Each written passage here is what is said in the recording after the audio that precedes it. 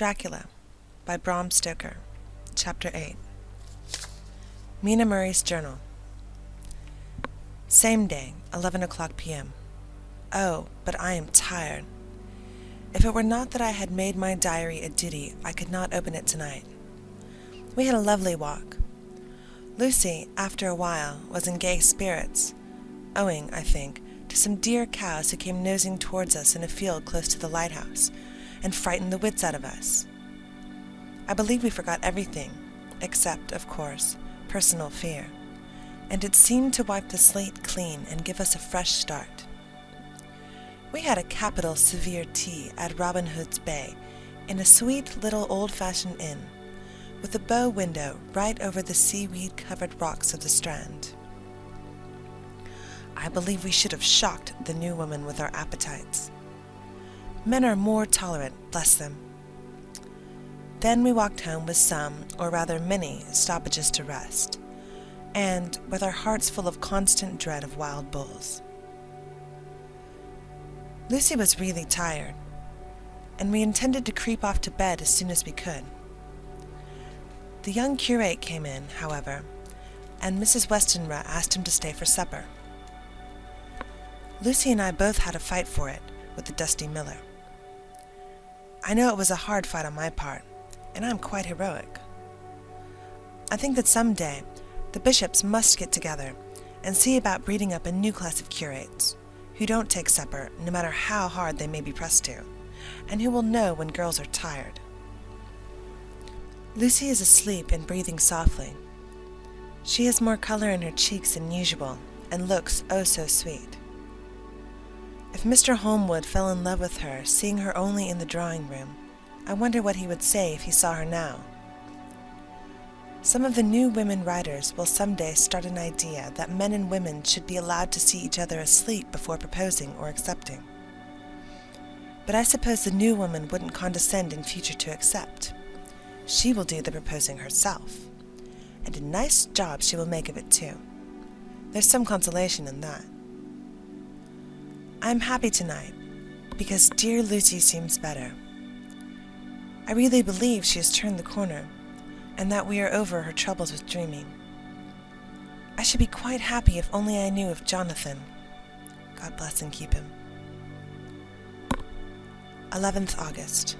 Diary again. No sleep now, so I may as well write. I am too agitated to sleep. We have had such an adventure, such an agonizing experience. I fell asleep as soon as I had closed my diary. Suddenly, I became broad awake and sat up, with a horrible sense of fear upon me, and of some feeling of emptiness around me. The room was dark, so I could not see Lucy's bed. I stole across and felt for her. The bed was empty. I lit a match and found that she was not in the room. The door was shut, but not locked as I had left it. I feared to wake her mother, who has been more than usually ill lately, so threw on some clothes and got ready to look for her. As I was leaving the room, it struck me that the clothes she wore might give me some clue to her dreaming intention. Dressing gown would mean house, dress outside. Dressing gown and dress were both in their places. Thank God, I said to myself. She cannot be far, as she is only in her nightdress. I ran downstairs and looked in the sitting room. Not there. Then I looked in all the other rooms of the house, with an ever-growing fear chilling my heart. Finally, I came to the hall door and found it open. It was not wide open, but the catch of the lock had not caught. The people of the house are careful to lock the door every night, so I feared that Lucy must have gone out as she was. There was no time to think of what might happen. A vague, overmastering fear obscured all details. I took a big, heavy shawl and ran out. The clock was striking 1 as I was in the crescent, and there was not a soul in sight. I ran along the north terrace, but could see no sign of the white figure which I expected. At the edge of the west cliff above the pier, I looked across the harbor to the east cliff, in the hope or fear, I don't know which, of seeing Lucy in our favorite seat. There was a bright, full moon, with heavy black, driving clouds, which threw the whole scene into a fleeting diorama of light and shade as they sailed across.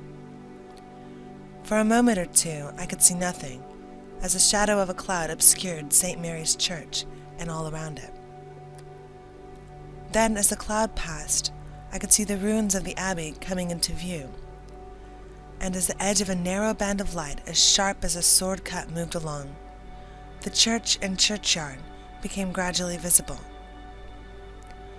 Whatever my expectation was, it was not disappointed, for there, on our favorite seat, the silver light of the moon struck a half-reclining figure, snowy white.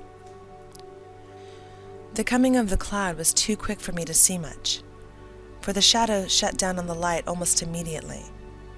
But it seemed to me as though something dark stood behind the seat where the white figure shone, and bent over it. What it was, whether man or beast, I could not tell. I did not wait to catch another glance, but flew down the steep steps to the pier and along by the fish market to the bridge, which was the only way to reach the east cliff. The town seemed as dead, for not a soul did I see. I rejoiced that it was so, for I wanted no witness of poor Lucy's condition.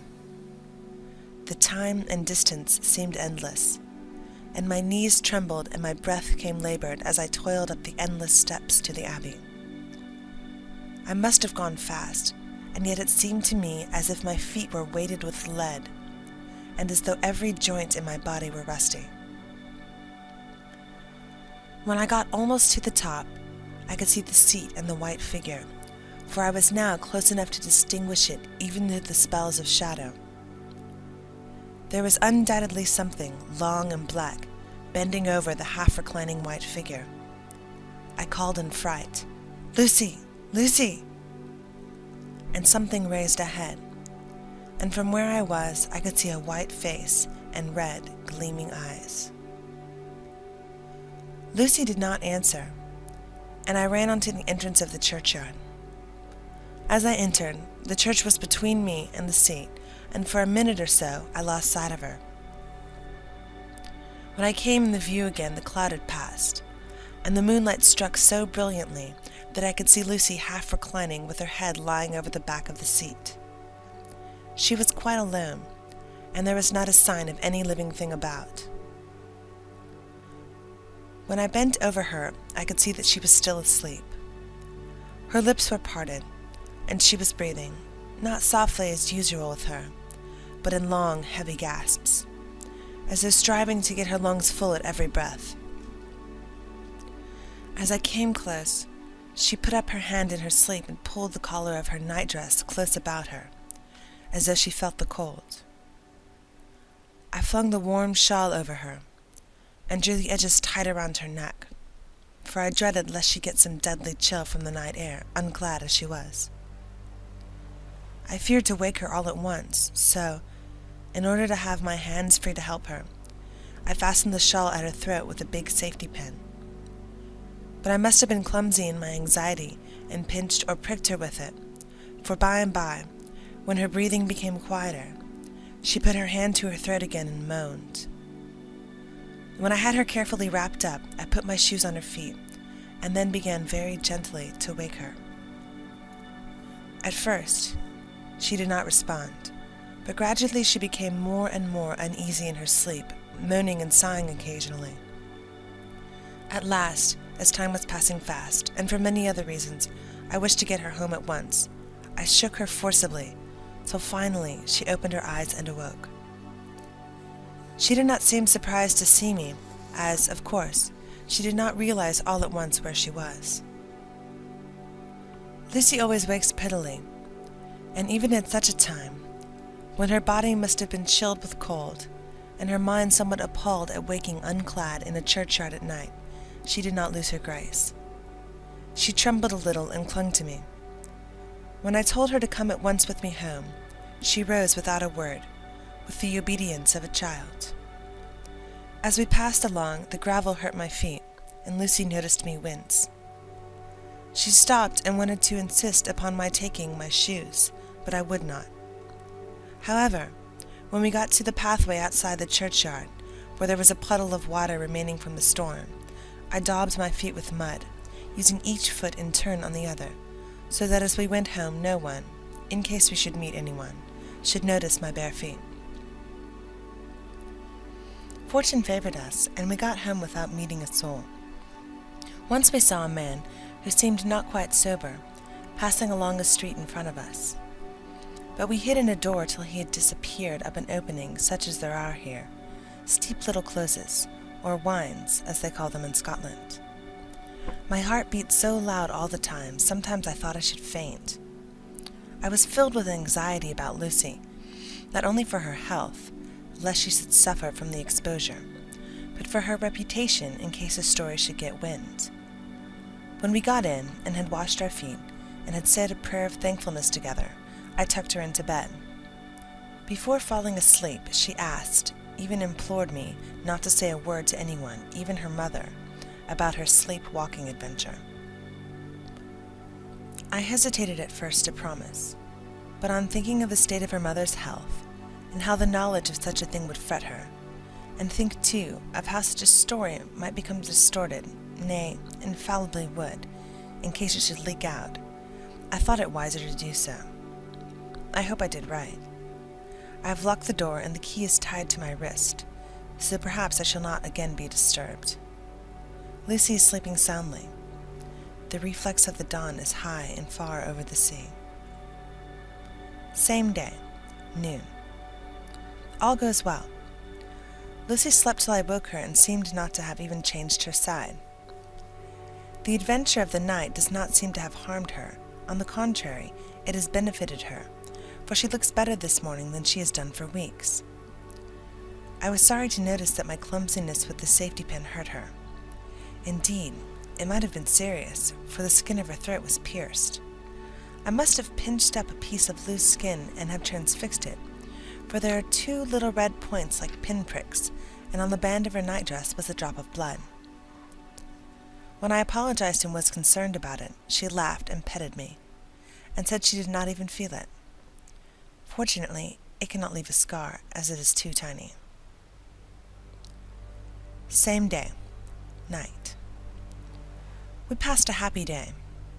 The air was clear, and the sun bright, and there was a cool breeze. We took our lunch to Mulgrave Woods, Mrs. Westenra driving by the road, and Lucy and I walking by the cliff path, and joining her at the gate. I felt a little sad myself, for I could not but feel how absolutely happy I would have been had Jonathan been with me. But there, I must only be patient. In the evening we strolled on the casino terrace and heard some good music by Spohr and Mackenzie, and went to bed early. Lucy seems more restful than she has been for some time, and fell asleep at once. I shall lock the door and secure the key the same as before, though I do not expect any trouble tonight. 12th August. My expectations were wrong, for twice during the night I was awakened by Lucy trying to get out. She seemed, even in her sleep, to be a little impatient at finding the door shut, and went back to bed under a sort of protest. I woke with the dawn, and heard the birds chirping outside the window. Lucy woke too, and I was glad to see, was even better than on the previous morning. All her old gaiety of manner seemed to have come back, and she came and snuggled in beside me, and told me all about Arthur. I told her how anxious I was about Jonathan, and then she tried to comfort me. Well, she succeeded somewhat, for though sympathy can't alter facts, it can make them more bearable. 13th August. Another quiet day, and to bed with the key on my wrist as before. Again I awoke in the night, and found Lucy sitting up in bed, still asleep, pointing to the window. I got up quietly, and pulling aside the blind, looked out. It was brilliant moonlight, and the soft effect of the light over the sea and sky, merged together in one great silent mystery, was beautiful beyond words. Between me and the moonlight flitted a great bat, coming and going in great whirling circles.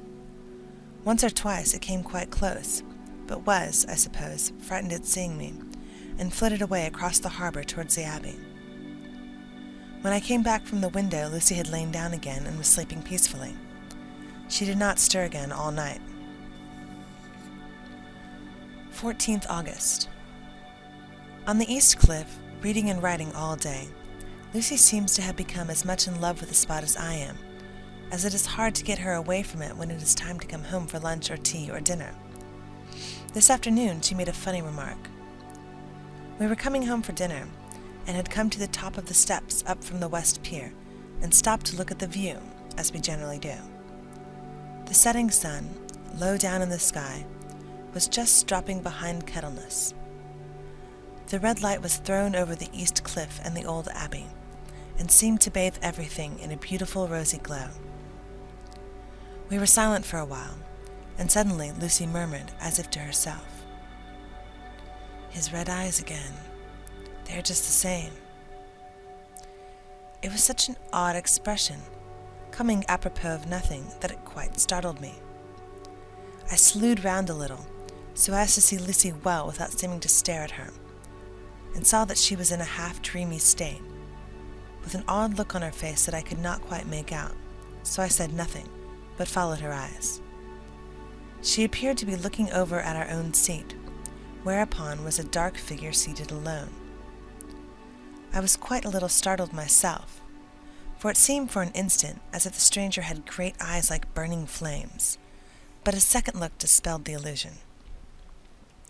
The red sunlight was shining on the windows of St. Mary's Church behind her seat, and as the sun dipped there was just sufficient change in the reflection and refraction to make it appear as if the light moved. I called Lucy's attention to the peculiar effect, and she became herself with a start, but she looked sad all the same. It may have been that she was thinking of that terrible night up there. We never refer to it, so I said nothing, and we went home to dinner. Lucy had a headache and went early to bed. I saw her asleep, and went out for a little stroll myself.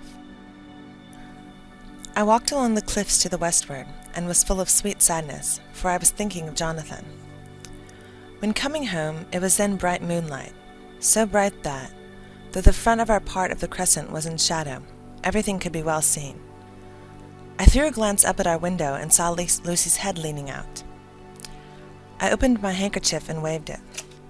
She did not notice or make any movement whatever. Just then, the moonlight crept round an angle of the building, and the light fell on the window. There distinctly was Lucy with her head lying up against the side of the window-sill and her eyes shut. She was fast asleep, and by her, seated on the window-sill, was something that looked like a good-sized bird. I was afraid she might get a chill, so I ran upstairs, but as I came into the room she was moving back to her bed, fast asleep, and breathing heavily. She was holding her hand to her throat, as though to protect it from the cold. I did not wake her, but tucked her warmly. I have taken care that the door is locked and the window securely fastened. She looks so sweet as she sleeps, but she is paler than is her wont, and there is a drawn, haggard look under her eyes which I do not like. I fear she is fretting about something. I wish I could find out what it is. 15th August. Rose later than usual. Lucy was languid and tired, and slept on after we had been called. We had a happy surprise at breakfast. Arthur's father is better, and wants the marriage to come off soon. Lucy is full of quiet joy, and her mother is glad and sorry at once. Later on in the day she told me the cause.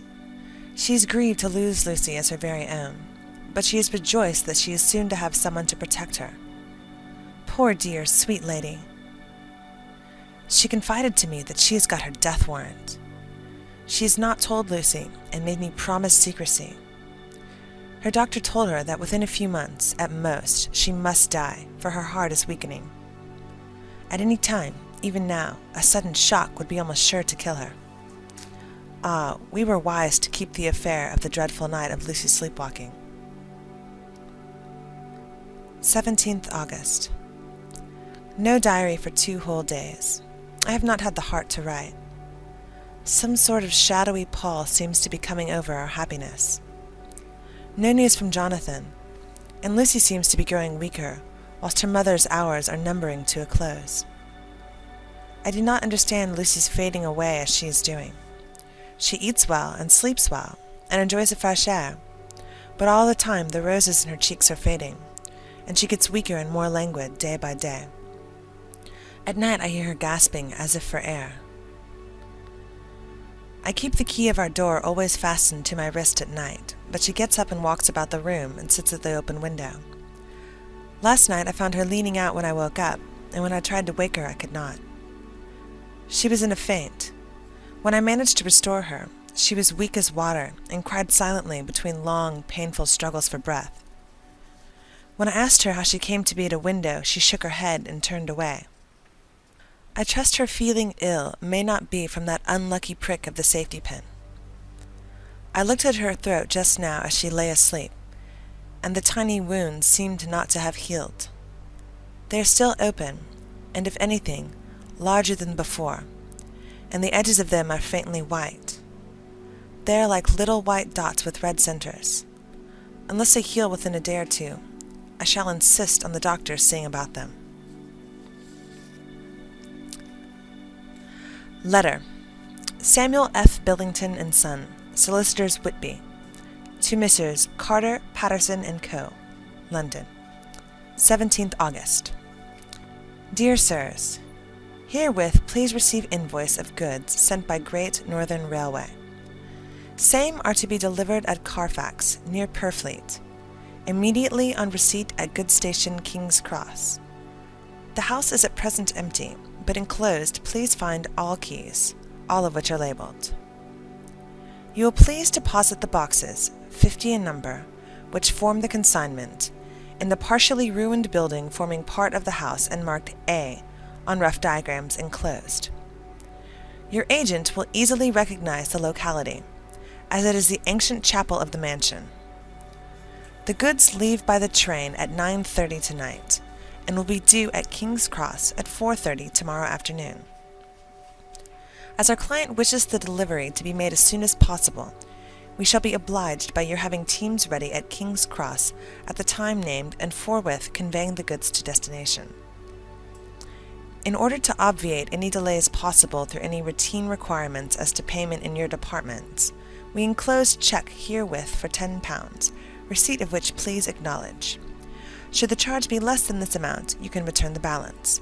If greater, we shall at once send check for difference upon hearing from you.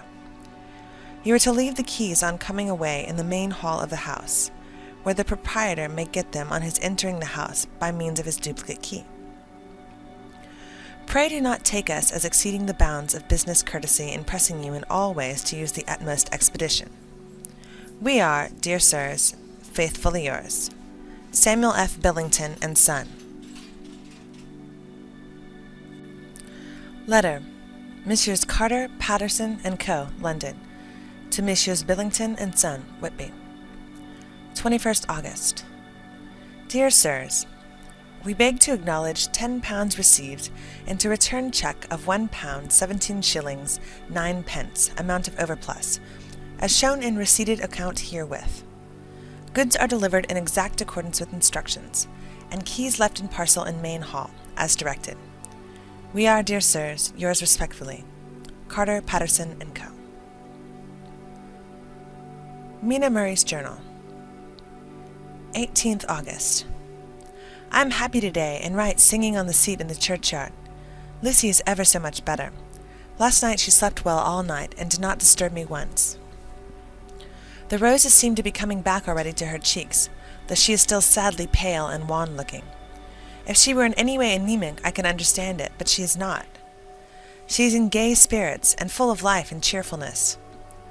All the morbid reticence seems to have passed from her, and she has just reminded me, as if I need any reminding, of that night, and that it was here on this very seat I found her asleep. And she told me she tapped playfully with the heel of her boot on the stone slab and said, "My poor little feet didn't make much noise then. I dare say poor old Mr. Swales would have told me that it was because I didn't want to wake up Geordie." As she was in such a communicative humor, I asked her if she had dreamed it all that night. Before she answered, that sweet, puckered look came into her forehead, which Arthur, I call him Arthur from her habit, says he loves, and indeed I don't wonder that he does. Then she went on in a half-dreaming kind of way, as if trying to recall it to herself. I didn't quite dream, but it all seemed to be real. I only wanted to be here in this spot. I don't know why, for I was afraid of something, I don't know what. I remember, though, I suppose I was asleep, passing through the streets and over the bridge. A fish leaped as I went by, and I leaned over to look at it, and I heard a lot of dogs howling. The whole town seemed as it must be full of all dogs howling at once, as I went up the steps. Then I had a vague memory of something long and dark with red eyes, just as we saw in the sunset, and something very sweet and very bitter all around me at once. And then I seemed sinking into deep green water, and there was singing in my ears, as I have heard there is to drowning men, and then everything seemed passing away from me. My soul seemed to go out from my body and float about the air. I seemed to remember that once the West Lighthouse was right under me, and then there was sort of an agonizing feeling, as if I were in an earthquake, and I came back and found you shaking my body. I saw you do it before I felt you.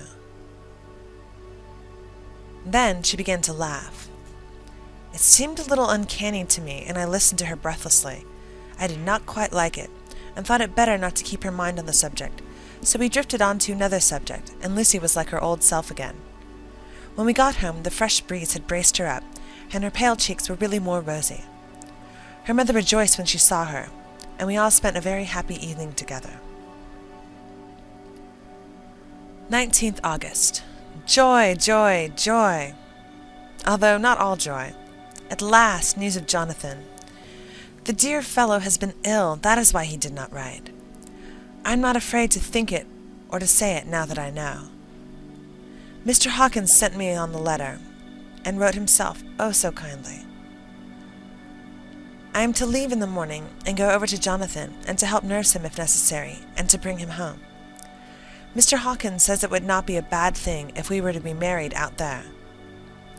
I have cried over the good sister's letter, so I can feel it wet against my bosom, where it lies. It is of Jonathan, and must be near my heart, for he is in my heart. My journey is all mapped out, and my luggage ready. I am only taking one change of dress. Lucy will bring my trunk to London, and keep it till I send for it. For it may be that I must write no more. I must keep it to say to Jonathan, my husband. The letter that he has seen and touched must comfort me till we meet. Letter. Sister Agatha, Hospital of St. Joseph and St. Mary, Budapest. To Miss Wilhelmina Murray. 12th August. Dear Madame, I write by desire of Mr. Jonathan Harker, who is himself not strong enough to write, though progressing well, thanks to God and St. Joseph and St. Mary. He has been under our care for nearly 6 weeks, suffering from a violent brain fever. He wishes me to convey his love, and to say that by this post I write for him to Mr. Peter Hawkins, Exeter, to say, with his dutiful respects, that he is sorry for his delay, and that all of his work is completed. He will require some few weeks' rest in our sanatorium in the hills, but will then return. He wishes me to say that he has not sufficient money with him, and that he would like to pay for his staying here, so that others who need shall not be wanting for help. Believe me, yours, with sympathy and all blessings, Sister Agatha. P.S. My patient being asleep, I open this to let you know something more. He has told me all about you, and that you are shortly to be his wife. All blessings to you both. He has had some fearful shocks, so says our doctor, and in his delirium his ravings have been dreadful, of wolves and poison and blood, of ghosts and demons, and I fear to say of what. Be careful of him always, that there may be nothing to excite him of this kind for a long time to come. The traces of such an illness as his do not lightly die away. We should have written long ago, but we knew nothing of his friend, and there was nothing on him, nothing that anyone could understand.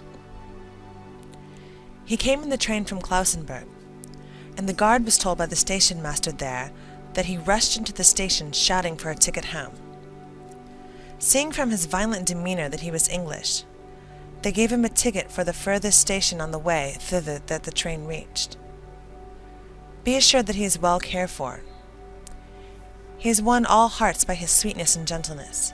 He is truly getting on well, and I have no doubt will in a few weeks will all be himself. But be careful of him for safety's sake. There are, I pray, in St. Joseph and St. Mary, many, many happy years for you both. Dr. Seward's Diary, 19th August. Strange and sudden change in Renfield last night. About 8 o'clock he began to get excited and sniff about as a dog does when setting. The attendant was struck by his manner, and knowing my interest in him, encouraged him to talk. He is usually respectful to the attendant and at times servile, but tonight, the man tells me, he was quite haughty, would not condescend to talk with him at all.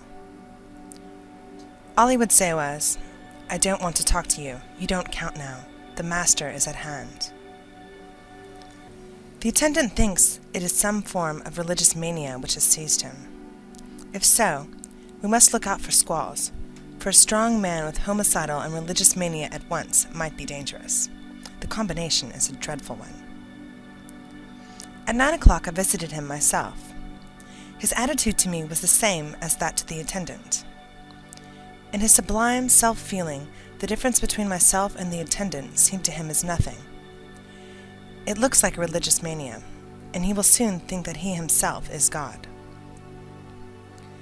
These infinitesimal distinctions between man and man are too paltry for an omnipotent being. How these madmen give themselves away! The real God taketh heed lest a sparrow fall. But the God created from human vanity sees no difference between an eagle and a sparrow. Oh, if men only knew!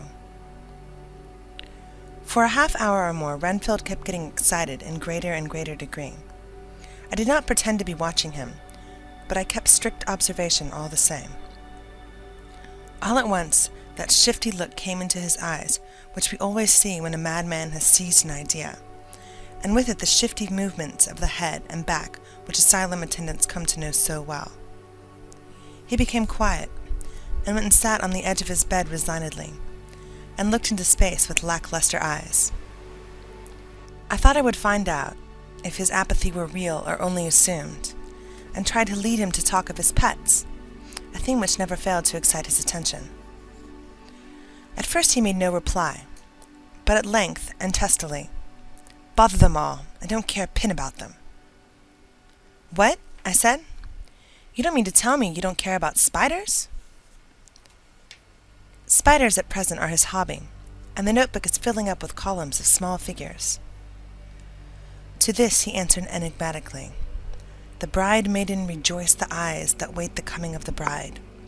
But when the bride draweth nigh, then the maidens shine not to the eyes that are filled." He would not explain himself, but remained obstinately seated on his bed all the time I remained with him. I am weary tonight, and low in spirits. I cannot but think of Lucy, and how different things might have been. If I don't sleep at once, chloral, the modern Morpheus. I must be careful not to let it grow into a habit. No, I shall take none tonight. I have thought of Lucy, and I shall not dishonor her by mixing the two. If need be, tonight shall be sleepless. Later. Glad I made the resolution, gladder that I kept it. I had lain tossing about, and had heard the clock strike only twice, when the night watchman came to see me, sent up from the ward, to say that Renfield had escaped. I threw on my clothes and ran down at once. My patient is too dangerous a person to be roaming about. Those ideas of his might work out dangerously with strangers. The attendant was waiting for me. He said he had not seen him at 10 minutes before, seemingly asleep in his bed, when he looked through the observation trap in the door. His attention was called by the sound of the window being wrenched out. He ran back and saw his feet disappear through the window, and had at once sent for me. He was only in his night gear, and could not be far off. The attendant thought it would be more useful to watch where he should go than follow him, as he might lose sight of him whilst getting out of the building by the door. He is a bulky man, and couldn't get through the window. I am thin, so with his aid I got out, but feet foremost, as we were only a few feet above the ground, landed unhurt. The attendant told me the patient had gone to the left, and had taken a straight line, so I ran as quickly as I could. As I got through the belt of trees, I saw a white figure scale the high wall which separates our grounds from those of the deserted house. I ran back at once, told the watchman to get 3 or 4 men immediately, and follow me into the grounds of Carfax, in case our friend might be dangerous. I got a ladder myself, and crossing the wall, dropped down to the other side. I could see Renfield's figure just disappearing behind the angle of the house, so I ran after him. On the far side of the house, I found him pressed close against the old iron-bound oak door of the chapel. He was talking, apparently to someone, but I was afraid to go near enough to hear what he was saying, lest I might frighten him, and he should run off. Chasing an errant swarm of bees is nothing to following a naked lunatic when a fit of escaping is upon him. After a few minutes, however, I could see that he did not take note of anything around him, and so ventured to draw near to him, the more so as my men had now crossed the wall and were closing him in. I heard him say, "I am here to do your bidding, master. I am your slave, and you will reward me, so I shall be faithful. I have worshipped you long and afar off. Now that you are near, I await your commands, and you will not pass me by, will you, dear master, in your distribution of good things?" He is a selfish old beggar, anyhow. He thinks of the loaves and fishes, even when he believes he's in the real presence. His manias make a startling combination. When we closed in on him, he fought like a tiger. He is immensely strong, for he was more like a wild beast than a man. I never saw a lunatic in such a paroxysm of rage before, and I hope I shall not again. It is mercy that we have found out his strength and danger in good time. With strength and determination like his, he might have done wild work before he was caged. He is safe now at any rate. Jack Shepherd himself couldn't get free from the strait waistcoat that keeps him restrained, and he's chained to the wall in the padded room. His cries are at times awful, but the silences that follow are more deadly still, for he means murder in every turn and movement. Just now he spoke coherent words for the first time. "I shall be patient, master. It is coming, coming, coming." So I took the hint and came to. I was too excited to sleep, but this diary has quieted me, and I feel I shall get some sleep tonight. End of Chapter 8. Recorded by Susan Hooks, Tokyo, Japan.